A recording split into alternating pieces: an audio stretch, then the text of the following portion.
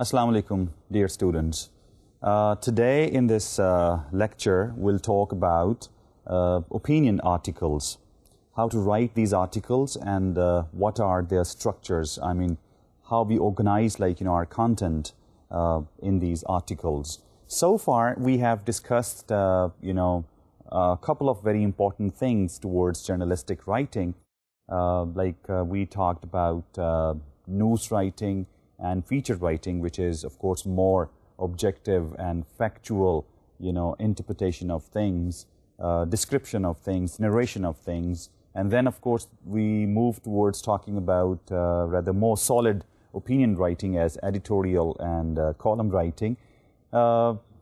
This article writing is, or articles, or you can call them opinion articles, of course, this is another way of opining on different issues going on, or even they can be on government policies, they can be on all different subjects which are around you, on which you can open your mouth, you can move your pen. Of course, that can be, of course, a subject of this article writing. I would like to compare opinion articles with columns and with editorials. Editorial is, as you know now, that editorial is the collective opinion of the newspaper. We used to call it, voice of the newspaper. In here, the editorial board, which is actually living and breathing, composed of living and breathing human beings, Of course, they sit together and they decide which issue they should write their opinion and which issue should be like in tomorrow's newspaper, should be printed. And this editorial, of course, reflects the policy, the ideology, the collective point of view of the newspaper. Comparing it with columns, look, column is what? Column is another, way of course, writing your opinion. But this is not collective opinion, actually. This is the opinion of one single person. Now, that single person is not a reporter, actually, news reporter. News reporter, of course, they are different people, They are, of course, the employees of some specific newspaper, and their job is, of course, to go to the news site, collect data, bring, and very objectively, complete all WH questions, give their answers, and in inverted pyramid style, of course, they present, the data in newspaper. So this is all, they do. Whereas editorials, if I say it again, editorials are also, we have a different staff for editorials, Of course, they are written by the editorial board, but we have editorial staff also, whose responsibility is, to take care of all the writings and all. Column is not written by a reporter like editorial, and column is a very individualistic opinion, very individualistic writing, This is, you can say, a step ahead of opinion, Here, writer, of course, takes up some piece of news from newspaper, let's say. As you know, there are hundreds of different types of, columns. But take it this way, in news columns, for example. What he does, actually, he takes up a piece of news from newspaper, and, he gives his own opinion. Now, here, of course, perception, actually, of the columnist, that's very important. He lets all, facts and figures, which may be objective or which may be subjective, pass through his own goggles, his own point of view, his own, instance, his own, view, actually, his own goggle, He lets pass all pieces of information through that, and this is how he presents. And article is what? Article is slightly different from all these. If you remember, I told you that, these columns, of course, they are also called as opposite editorial writing, or we call it op-ed, writing. These articles are also, like columns, they are op-ed writing.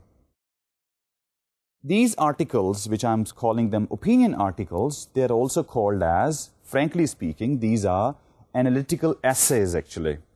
Column is not an analytical essay. Editorial is also not an analytical essay. It's only article, which you also can call as essay. But this one is, of course, an analytical essay, not descriptive, not narrative. And this is also written by, a person who most probably is an outsider, not, of course, an employee of the newspaper. He's an outsider. And usually article writers, they are also, like I told you before, columns, they are written by writers, poets, some people of different, technical areas. They are specialists of the fields. Exactly the same way, articles are also written by journalists as well. Plus, they are also written by, different scholars, actually, or different people who are specialists in their own subject, in their own fields. And columns, of course, they are written with the picture of the columnist. Articles, of course, they're not written with the picture. They are simply like, written with the name of, that article writer. And if you just bring in your mind editorial page, right under the masthead, which is, of course, the name of the newspaper, you have editorial thing. And on the right of that editorial, just to say it, the example which I showed you, on the right of that editorial can be, of course, article place, where, like, you can print article. In one newspaper, average, styled up newspaper, like, the average number of articles probably ranging from 2 going to 5. Between these, like, 2 to 5 number of articles, like, appear. Well, in larger newspapers, the number of articles, of course, can, like, go even up above this 5 thing also. Now, I said, like, articles are analytical essays. What we do actually in these analytical essays, well, articles, if these are news articles, for example, not the one, like, which is a piece of news, I'm saying, articles written on a piece of news, for example, that can be, let's say, some educational stuff, or that can be political stuff. So there is some issue going on, So what article writers, what they do actually, they, of course, very analytically study, that piece of news, and they see, like, what facts and figures, of course, they are missing. They, of course, collect necessary information, and they sit down with a piece of paper and a pen in their hand, and they, start analyzing bits and pieces of that news, okay? And they write their own analysis. Now, here what they're doing actually in article, in such type of articles, they are multiplying, or they are mixing actually objective news and subjective interpretation of that news. Like the example which I quote, if you remember in my last class, that in news writing, there can be, news is about, the mistakes made by so-and-so minister. In column, the same piece of news can be reinterpreted this way, that these are the mistakes, so-and-so person committed. On the basis of these mistakes, or because of these mistakes, that person should resign. Now, this is what I mixed objective and fair piece of news with my subjective interpretation, or my subjective, suggestion, or my instruction. Exactly the same way. So what actually article writer does, he sits down and he analyzes, compares, and contrasts the different bits and pieces of news. He also adds information, and then, of course, writes the analysis of that. Now, analysis writing, of course, is the main, focus of my today's lecture, how to write analysis for articles. Of course, we write analysis on opinions, like writer's opinion, of course, public's opinion, or reader's opinion, which is somewhat like, established based on maybe some fallacies, or based on some assumptions, or based on some idealism, or maybe based on facts and ground realities, facts and figures, realism. So, of course, we'll, take a look of this all stuff. How writers write articles? Again, I'll take you back to the same writing process. Like, the very first thing is, article writer needs one topic on which, he will, of course, go about writing. That topic, as I told you before, can be of any field, any subject, any realm of life. That can be about politics, that can be about education, that can be about, let's say, religion, that can be about social values, social norms, that can be about civilizations, that can be about science, that can be about technicalities, that can be about like, health stuff, like psychological problems, people's well-beings, that could be like, about people's lifestyles. Name any subject. Articles, of course, can be written on. So very first thing is, all writers, of course, they need one topic to write on. So that's very first, step towards article writing. You have a topic now in front of you on your table. The second, you can say consideration, he has to give is whether his topic is manageable or not. Manageable means, many a time what happens, people when they choose topics, they do not choose topics actually. They either choose environment or they choose the wider fields actually. They're not topics, they are environments. For example, education is an environment. Education is a field actually. If I ask you, you want to write an article, yeah, I want to write an article on education, for example. So I would say, excuse me, you want to write an article on education. Education is a field, environment. On what aspect of education you want to actually write about? But the word aspect actually is a way going towards, that very question of investigation, okay? So the very first is you choose, first of all, a topic. Then you decide, is it manageable? Manageable means, is it narrowed down?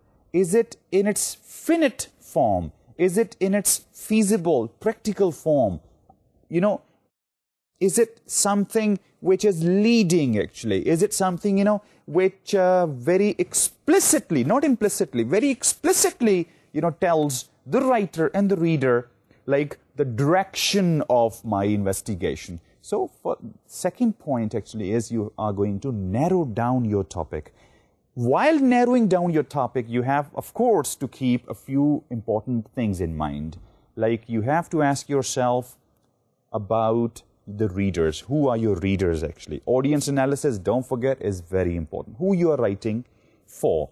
If you're writing, it's a very simple thing and it's logical too. If you're writing, if you're writing for, let's say, school age, children, you're writing for adults, for example, you're writing for, let's say, educated class, you're writing for, ordinary educated, people, you're writing for especially females or especially males. Audience analysis has to be very important.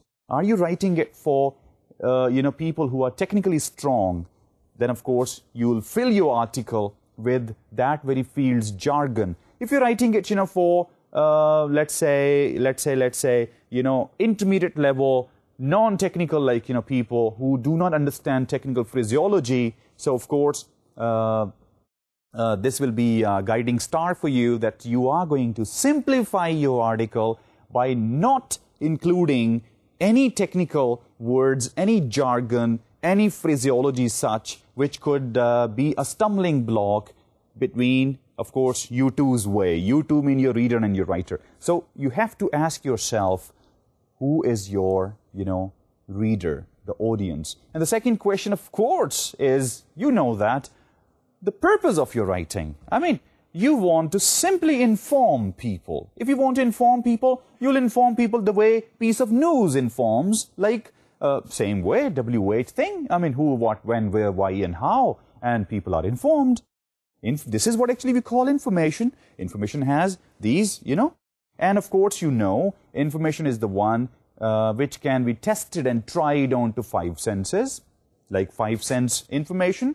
That can be another way of measuring the amount of information which you can give in your article. So you want to simply inform, or you want to compare and contrast the existing let's say realities or assumptions, or ideas about certain matters about life that you want to do. Or you, want to analyze certain things and advise your readers what they should do. So you have to ask yourself, what's the purpose of your, writing, and then going on to some very specialized areas of purpose analysis. I mean, you want to educate people, you want to persuade people, you know, or that can be like, you know, your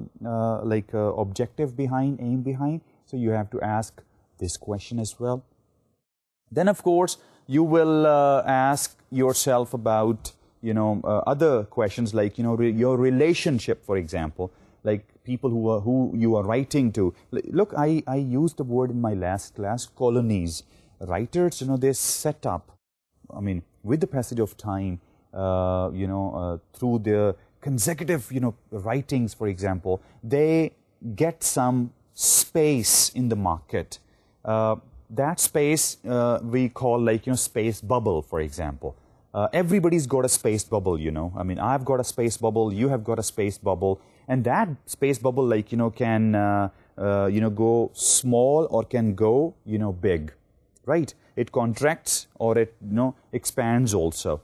How it expands, of course, if you are able to influence, for example, others, it means you are able to expand, or you have, you know, expanded your bubble, that you can step into another person's space bubble and can influence his behavior, can influence, you know, his point of view, can influence, you know, his opinion. So this actually space bubble is, you know, called a colony. So writers also, like, you know, they successfully are able to get colonies. You know, colonies means, you know, you can call it a very simple word, readership, for example. So every writer has his own, like the way newspapers, you know, have their readership, exactly the same way writers also have their readerships. People are colonized, you know. I mean, Mr. ABC will read only so-and-so person's, you know, article or column, will not read XYZ's column. This is what actually is the formation of colonies.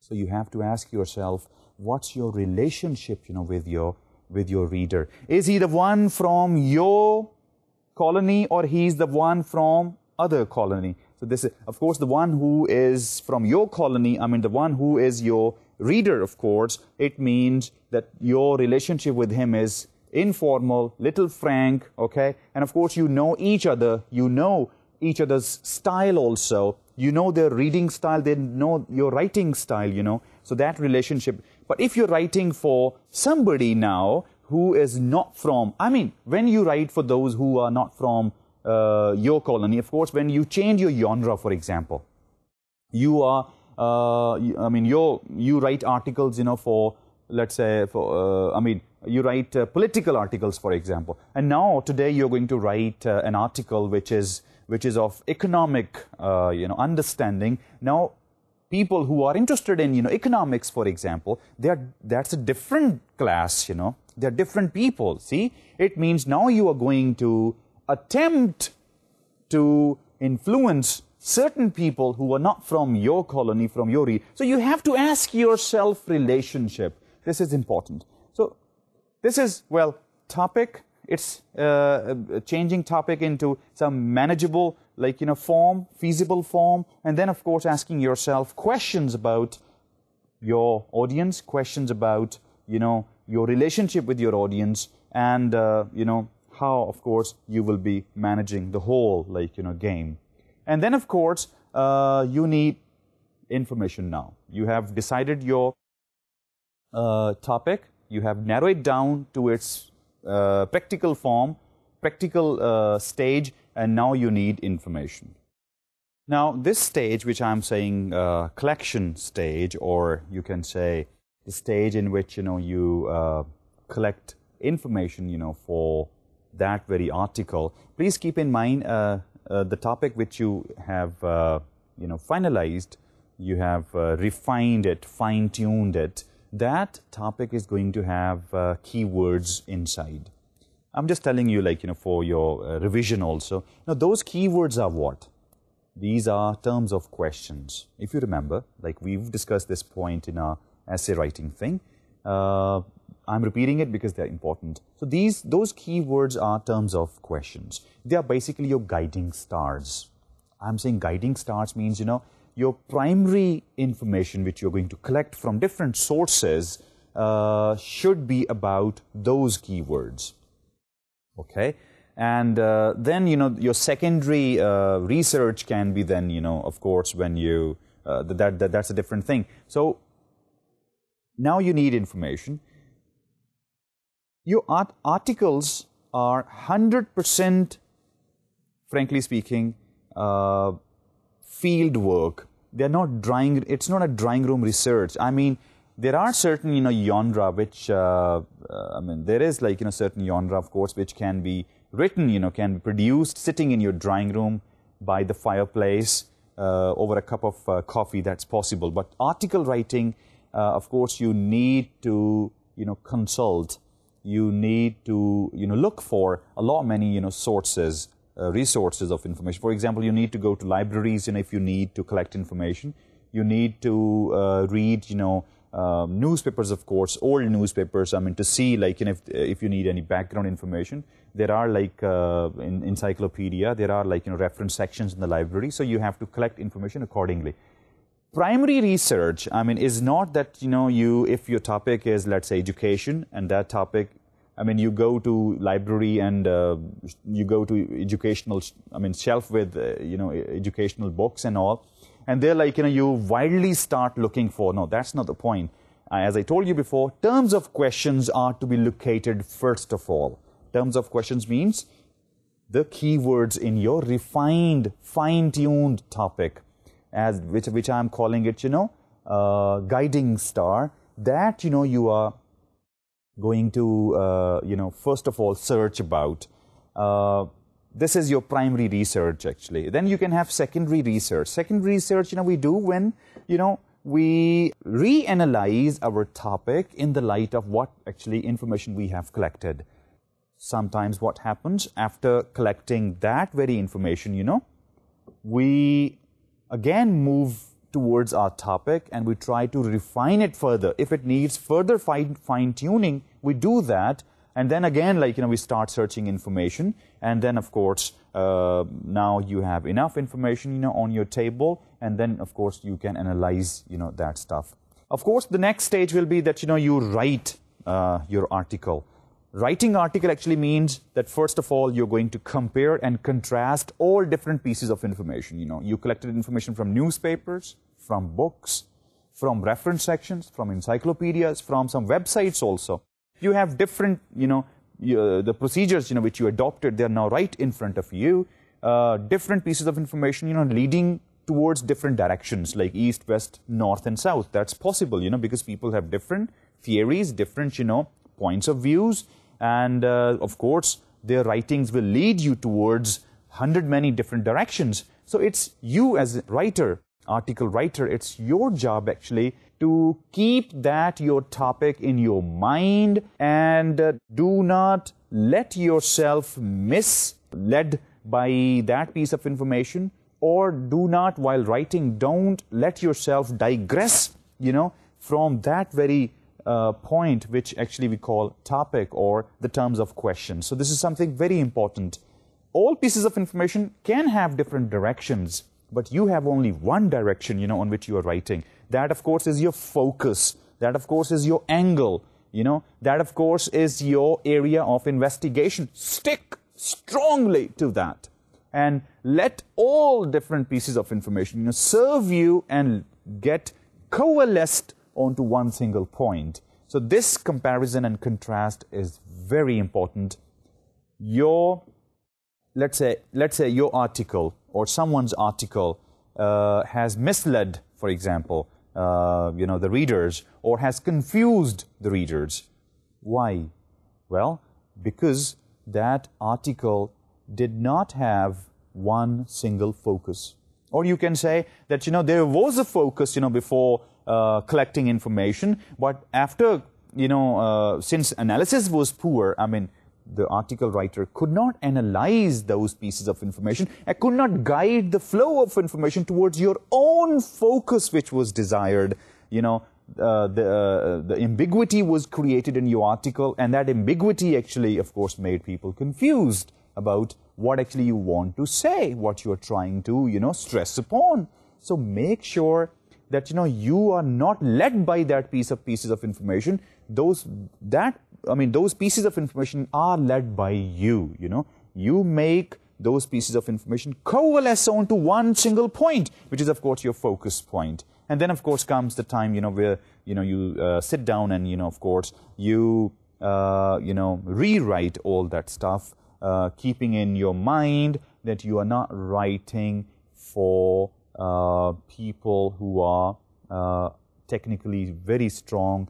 You are writing in newspaper. It means newspaper is going to be read, of course, by average reader. You can say a reader with average qualification and education. So make sure that your colony is a mass colony, not a very selective colony. Make sure that your voice reaches lots of people, okay? So try to simplify what you want to say, add clarity in your writing, and of course you got to be, the way they say, be brief and to the point. So you got to be brief and to the point while writing. These points, you have to keep in mind.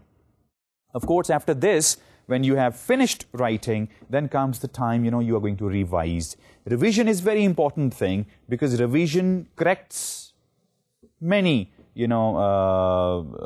what you call, areas, which can have confusion and ambiguity, for the readers. So all the loopholes can be, very much corrected in revision. In revision, primarily you're going to check the health of your information, frankly speaking. You have to check, the temperature of your facts and figures, which you have used. You have to check, of course, the sources which you have tried, the authority of, those sources, the authenticity of those, sources that have to be, very much checked. And then, of course, editing if it's needed, you do that. And then, frankly speaking, proofreading your starts. And then, of course, you proofread your article. And there, you have. This is the whole game of article writing. Now, let's move towards 4 very important things to keep in mind when writing articles. Of course, indirectly, I have talked about, while telling you this all, the stages of, writing articles. 4 things which I'm talking about. First of all, your response is very important. You have to give due respect to this response. Second thing is, let's say, coherence and cohesion of your article is very important. Third one, the word choice is important. And the last one, the structural choice is important, which we also say, grammatical range is, very important. Response. What is response? Of course, response is your, of course, response is on the point of view, the angle, which you have chosen, your own perception of the reality, actually. When you are analyzing things, of course, you have some point of view, which you want to project and tell people and persuade people, so-and-so thing is or should be taken this way, not that way. Of course, that's what actually analysis is. I mean, there are 2 realities. One reality is in your mind, and there is one reality in reader's mind, okay?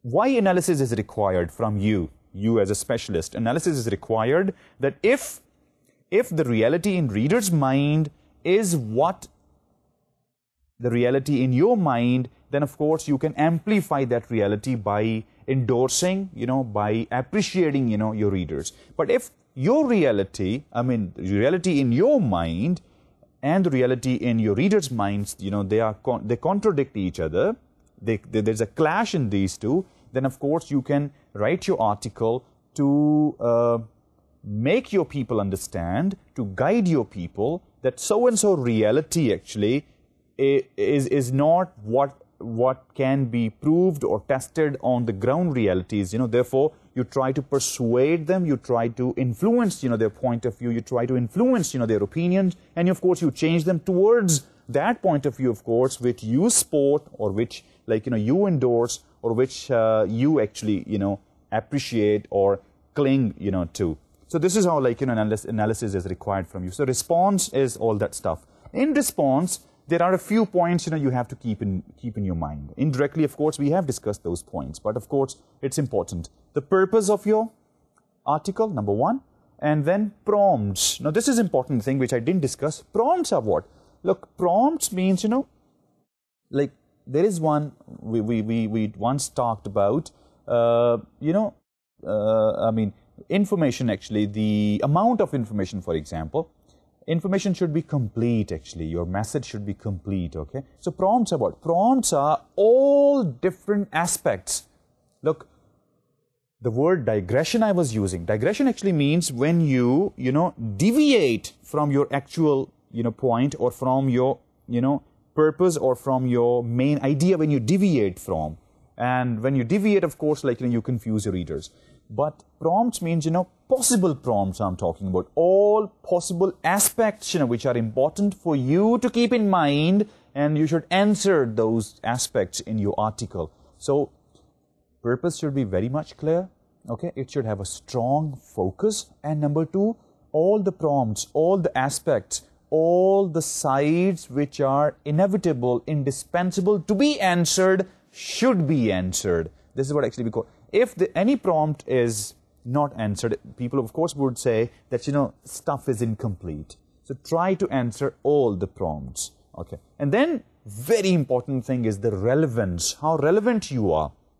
Look, your arguments, which you are writing, they should be, based on, I would say, more logic. I mean, I cannot say that arguments should always be logical. No, I mean, sometimes you don't need logic, you need emotional appeal. Sometimes you don't need logical appeal, you need ethical appeal, for example.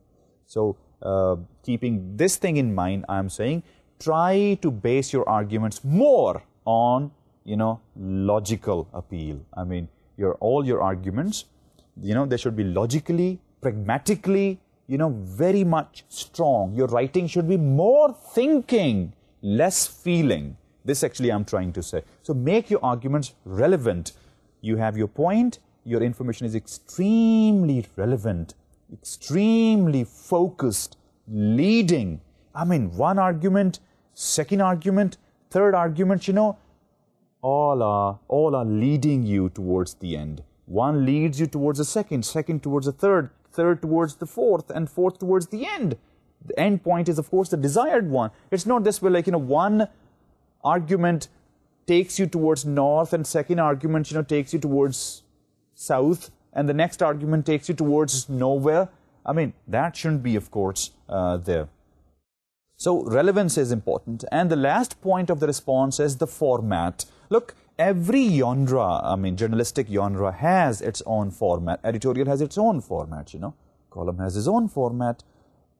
Feature has its own format. Article has also got its own technical format, which we have to follow strictly. Now, this is all about response. What's second point? Second point is, coherence and cohesion. To refresh your memory, we have horizontal coherence and vertical coherence. Horizontal coherence means, in which words logically connected with each other to form a sentence, and one sentence logically connected with another sentence to convey the same idea. Vertical coherence is what? In which one paragraph logically connected with another paragraph to move from one idea to second idea. Now, this is vertical coherence. What I'm saying is, horizontal coherence means, sentences are connected with each other to convey that very single idea.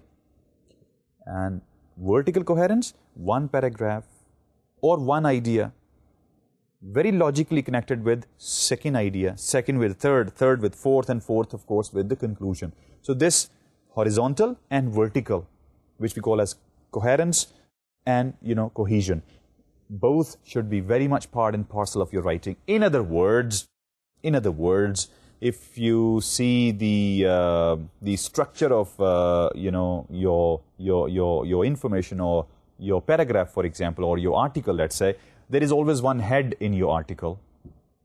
Then there is one torso in your article. Then, of course, you have, your toe also in your article, or you can say head, body, and toe. These three things are very much in your article. Now, what is head? Head is the main idea. And what is torso, or the body of your, article? That is, of course, the sportive details which flow out from your head, which flow out from your main idea. Excuse me, there has to be a very, very strong logical link between head and the body. If that link is missing, things are irrelevant. And things are, of course, not connected logically as well. So, head, body should flow out from the head, actually. Head is, of course, the main idea. So, sportive details should flow out from the main idea. And then conclusion, or the toe of your article, that should, no, there's a choice. That should either flow out from the main idea, which is your head, or can flow out from the body of your article. Means, either you can restate, re-express your point of view, your opinion, your main idea, or you can summarize the sportive details in your conclusion. So that's the possibility. So this is how, like, things should flow out from each other. This is what we call as things hold together. Now, this is an important thing. The third thing is, of course, lexical choice, or, your word choice, for example. Of course, good writing is the one in which there is no wordy expressions, actually, because conciseness then, of course, would be at stake. So eliminate, if there is any wordy expressions, eliminate them, substitute them, with one word, substitution thing. One word, substituting the whole, wordy expression, that's more important. Try to choose words, which add verbs more in your writing, and adjectives, use less. As I told you before, that, verbs actually advance your actions and adjectives slow down your action. If they are needed, then, of course, you can use adjectives. You can use, of course, adverbs if they are needed. I mean to say, use modifiers intelligently. And your words, they can be, of course, solid, action words, powerful words, one-word substitutions, collocations should be very strong. The element of precision should be very much there. Use words precisely. Words should be pet. Whatever idea you want to convey, to the T, it should convey that very meaning. You can, of course, use idiomatic and phrasal, expressions, but if they can be commonly, understood. So that, of course, would be the words. Figurative language, of course, you can try, make sure about the connotation of certain words when you are discussing some sensitive issues, for example. Then connotation is always a big issue. So try to be on the safer side. Ask yourself many a time that if there are certain words which can have negative connotation, so why to risk your writing? Avoid them, frankly speaking. And then, we move towards structural choice. Of course, that we have two impacts, high and low impact. And we have, three types of sentences, like one simple, second compound, and third is, of course, complex. Try to use a mix of all the three. Don't resort to only simple and compound. If you try only simple and compound, it means that, impact of your writing is going to be low. And if you try simple and complex more, it means impact will go up. So try to, bring in variety in your writing. Use low impact also where it's needed, and of course use high impact also where that's needed. I mean to say, mix of simple, compound, and complex is a good choice. So this is all about, the four very aspects. Now let's talk about, three types of structures for, our article writing. First type is very general type, based on very generic understanding of organizing your information. What? Opening paragraph, then the body of your article, and the last paragraph as conclusion. So this is three. I'm not saying three paragraph, because article, article is always in a passage form. It's not like, just three paragraph. It's like, you can have article ranging from, let's say, 700 words to, I would say 1600 words, like, it can move up to.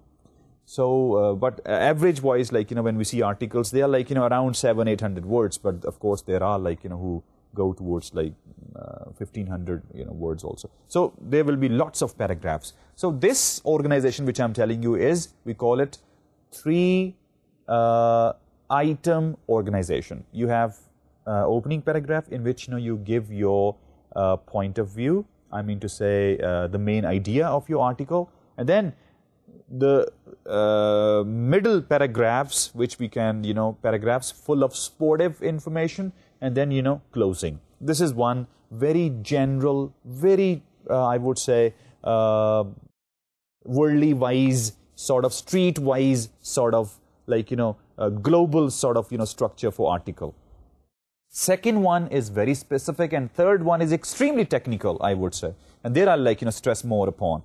Second one is that first of all, now I'll speak, of course, in, you can take them as paragraphs or you can take them, as items. The first item will be that you will express the situation or the problem. I mean, whatever topic you want to write, you want to give your opinion, or you want to analyze people's opinion, or you want to analyze, 2 schools of thoughts, for example, whatever you want to, in your first paragraph, you will state, you will express, you will write situation or the problem. Like in business language, we call it problem statement. So in the first paragraph, you will discuss about the problem statement. I mean, what is the problem, you are going to, write about. For example, you want to compare and contrast the two political, issues, let's say, end of history and clash of civilizations. I mean, these are 2 schools of thoughts also, political schools of thoughts. These days, some people say, like, the current, this political environment in the world is based on end of history, the victory of, Western civilization. And the second one is, let's say, clash of civilization, in which there is no one civilization's victory, rather there are, different, civilizations existing, and they'll, of course, wrestle with each other. And then, of course, sometime, there can be some specific civilization, standing as the head and the remainings, as the toes. Well, so these 2, let's say, theories of politics, for example, you want to compare and contrast. So, I mean, their intros or the differences, which we call as the problem statement or the situation, you'll express in the first paragraph. Done. Now, you move towards the second paragraph. In the first paragraph, you have simply, written, stated what end of history says and what clash of civilization says. You have not given your opinion. This is called situation or problem. In the second paragraph of your article, now you will give your position. I mean, now you're going to give your position. Position means, do you support end of history? I mean, do you support end of history or you support clash of civilization? If we take up the same example, which, theory you support, that is called position. What's your position? Or if it's just single theory you are discussing, then you can say, like, do you agree with that theory or you disagree with that theory?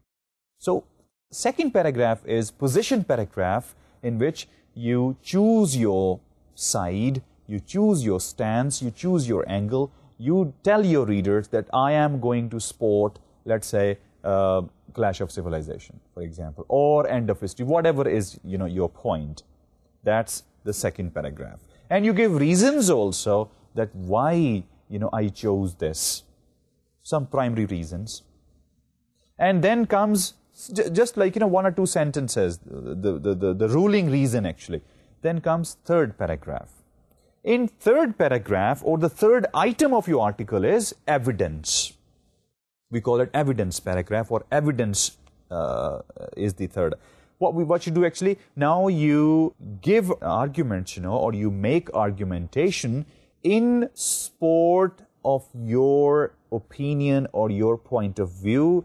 You will prove in this paragraph that why you think is so-and-so theory or so-and-so school of thought or so-and-so opinion is better, correct, to be followed, should be followed by you, by me, by everybody. So that is evidence actually. That's, frankly speaking, the real, tough, or rather I would say the toughest, writing actually is writing evidence in support of your, or in support of your opinion actually. Here you will prove that whatever my point of view is correct, okay, and you try to influence through logical means. And I'm not saying not through emotional and ethical means. That's also possible. It depends like the nature of topic. If the topic is total a logical debate, then of course you try to win, through logical. You try to influence people's opinions, point of views through logical means. So that is evidence. Now, the next item or the paragraph in your article should be actually, sometimes what happens actually, people simply ignore that. What's that? That is the other side of the coin. I mean, if you ignore other side of the coin, it means, what it means? It means that people are going to call you that you are biased, you are partial, you are one-eyed, So your, I would say, educated and broad-mindedness actually demands from you that you do discuss the other, side of the matter. So in contrast actually, what we do actually, we discuss the other side, the opposite, side. And then comes what? After, discussing the other side, you refute that. You not only discuss that side, since you have spotted, let's say, school of thought A, and you are not in favor of school of thought B, in contrast paragraph, you will talk about school of thought B, but you will write over there in that paragraph that this school of thought, because of these points, is wrong. That's called refuting, contrasting and refuting. You refute that school of thoughts, let's say, or that theory or that opinion, And then comes last, paragraph, that is closing. In closing, what you do, there are two ways. One way is backward closing, or second one is, forward closing. Backward closing means, of course, you try to restate some important points, or you try to restate your point of view, the position, or you try to summarize all that stuff by making a précis. Or forward is when you try to discuss the implication of that point of view. Futuristics, the change which you have made in the behavior of your readers. I mean, after reading your article, now what difference you have made in their life. If you discuss that thing, that's another way of. But this is, of course, difficult to write forward opinion. Of course, you need real, like, I would say, the intellectual expansion, you really need, to be able to see things, which are, of course, not seeable by an ordinary person, but you can see, and then you can, of course, predict things, you can forecast things. So that's possible. This is a second structure. Now, let's move towards a third organization of your article, or the structure of your article. Now, this one, my dear students, let me tell you, this one is, of course, very advanced, technically very strong structure. And, of course, novice article writers, they may find difficulty in following this one, but, of course, experienced professional article writers, of course, they do follow, this, article writing style. But, of course, with the passage of time, it's just a game of practice, actually, knowing things and then practicing things and then continuous practice, of course, then of course you can reach that point, where you can follow this structure of article writing as well. Well, there are 7, you can say items, or you can say 7, paragraphs, frankly speaking, 7 items actually in this article writing. Like in the previous one, there were 5 actually. In the first one, there were 3, like intro, and then second one, the body, and the third one, closing. The second one was, situation, and then position, and then evidence, and then contrast, and then closing. So there were 5. Here you have 7. Let me, name these 7 for you. The first one, of course, is the abstract. You start from abstract. The next one is claim. The third one is assumptions. Fourth, hidden arguments. Fifth, inherent contradictions. Sixth, evidence. Seventh, closing. Now, these are 7 steps actually in this article writing, or 7 points you write in this article. The first one, abstract. Abstract, of course, if you are familiar with reports, in reports, business reports I'm talking about, if you don't know, I can of course tell, like in business reports, we write executive summaries. When comes the word summary, you would say, excuse me, summary, how come? Summary can come in the very first paragraph. Yes, you're right. Summaries usually come, of course, in the last paragraph as conclusions, But we're not talking about those summaries. We are talking about, executive summaries in business reports. Executive summary is, a bird's-eye view of the whole report, okay? And that is, tied up, at the beginning of the report. Why that is written? To give readers an idea, instead that, they start going through the whole of the report, and then in the end they come to know, oh, this was not for me. So executive summaries are written, and they're tied up at the start of the report, so that people can read one-page summary and decide, is it for me or not? I mean, should I read it or not? That's the purpose, that's the function actually of executive summaries in the business reports. Exactly the same way in articles, research articles also, we write abstracts. Now, abstract answers 5, 6 important, questions. Like, first of all, in abstract, we answer purpose. We answer, what's author's, reason for writing. And second thing, we answer what's author's main idea. So in abstract, first, we answer what's the purpose of my writing and what's my main idea, number 1. Number 2, we answer scope. I mean, what's the author's focus in this piece, focus of author. And number 2, what does the author concentrate his or her, attention, his focus and his concentration, the type of stance, his viewpoint, which he's going to, of course, choose. Next one, of course, is the method, evidence thing. What evidence actually he's going to present for you, and what are the sources of that evidence? In other words, the procedures. What different procedures, writer has chosen to collect information for you as readers. And the fourth, question is, the results. What are the consequences of the problem or issue that the author is, discussing? And next comes, recommendations. What pieces of advice, article writer or the author has, given for the reader, suggested for the reader.